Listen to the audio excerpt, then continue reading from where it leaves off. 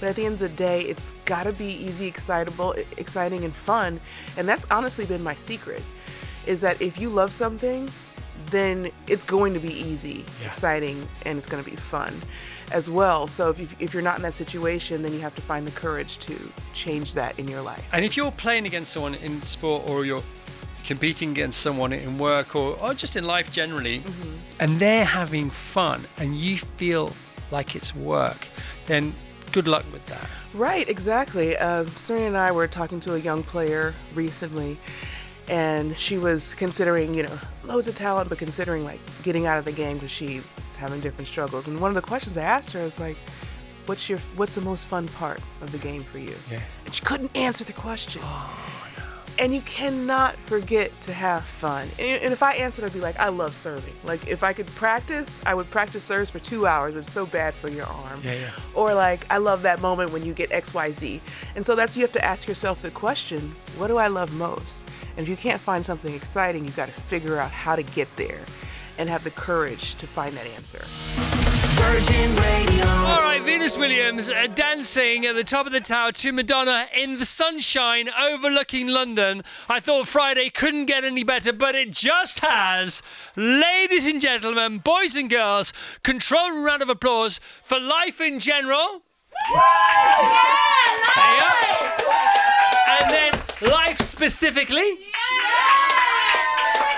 And I can't think of a third one, so round of applause, because I can't think of a third one. All right, baby. And it was growing up for you. I watched you on The View with Whoopi and everything. Yeah, it was great. Yes, thank you. And, on there, you repeated something you've said so many times, it was all about Wimbledon when you were a kid, wasn't it? Yeah. What was different? I mean, why was it Wimbledon? Why the green grass of Wimbledon? What was it specifically about that over the Australian Open, over the French Open, over the US Open? Yeah. My dad told us when we were young, he said, pick any tournament that you want to win more than anyone else. And so I picked Wimbledon. I was a kid, and then Serena, she copied either me or my sister Lynn. We were the two closest in age. And she said, I want to win Wimbledon too. And my dad said, no, pick another tournament, because he wanted her to be her own person. So she picked US Open. Incidentally, she did win Wimbledon a few more times than I did, or maybe one or two. But, we both had great times there. So it was kind of like this really thing from my youth, from my dad. And so then that became my dream. Yeah. Can I ask you for a tennis tip, please? Oh, okay. Okay, so I love playing tennis, I love playing paddle. And I love... who doesn't love doubles? Got to love doubles. Yes. The thing about doubles is, right, here's the thing about doubles.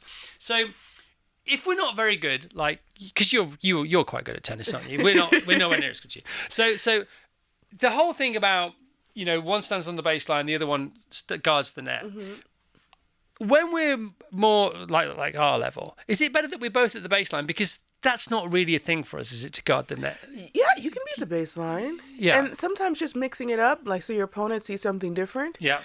Then that's good too. Okay. Keep their heads ringing. When you're having a chat, when you're having the doubles chat, the coded chat and all that kind of stuff. Is that sometimes you just pretend to have the chat to freak the other people out, or are you always having the chat? We're just like this. Oh, we cover our mouths too because we don't want them lip reading. Yeah, I know that. So we're always like this. I think Serena was like this, and I was like this. Okay. And you're like, because if someone says serve it up the tee, you can totally read that, right? So we're covering our mouths, but sometimes we're like, do that again. We're like laughing. It's like same thing. Or, oh my gosh! So, can you imagine being against the Williams sisters and they're doing the covering the mouth thing and laughing? Yeah. You're done for. No, we're done. Can you surrender in tennis? Are you allowed to just surrender? Go, should we just surrender? Look, the white flag. We're going to come second. We're going to get loads of money. Let's just go and have a drink and just, break bread. So this is the book, Strive, 8 Steps to Train for Success, Venus Williams. And it's so, so good. There are these 8 tenets, basically. Observe, appreciate, balance, enrich, soothe. I really love the soothe chapter. Believe, bit of Ted Lasso going on. Inspire and strive. And you open the book beautifully, I think, with this. Make it easy, make it enjoyable, but most of all, make it exciting. Tell us about that. Those are the 3 E's. Yeah. And that's how I've always lived. I like to have a good time, and I can see you guys do as well.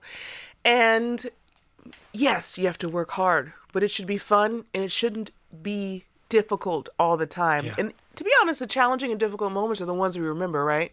We don't remember the days where, everything was easy and we sat on the couch. And those are the stories we tell and the memories we make. But at the end of the day, it's got to be easy, exciting, and fun.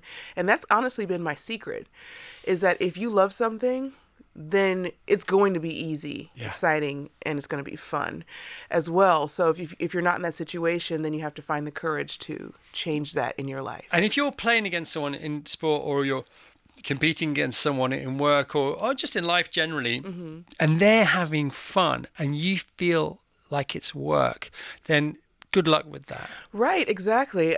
Serena and I were talking to a young player recently, and she was considering, loads of talent, but considering like getting out of the game because she is having different struggles. And one of the questions I asked her is like, what's the most fun part of the game for you? Yeah. And she couldn't answer the question. Oh, no.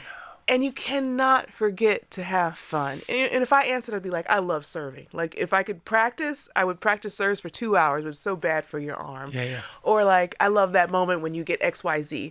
And so you have to ask yourself the question, what do I love most? And if you can't find something exciting, you've got to figure out how to get there and have the courage to find that answer. Have you seen the Roger Federer documentary on Netflix? I haven't. When did it come out? Oh, it was my a while God. ago now, but I've only just caught up with it. It's the last 12 days of his career. Yeah, he decided this is it.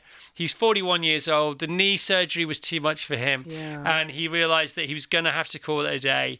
And it's great. It's a great documentary, and it opens with him deciding to write this script that he's going to put out on social media, announcing to his fans that is the end. Can you empathise with that? Calling it a day, moving on.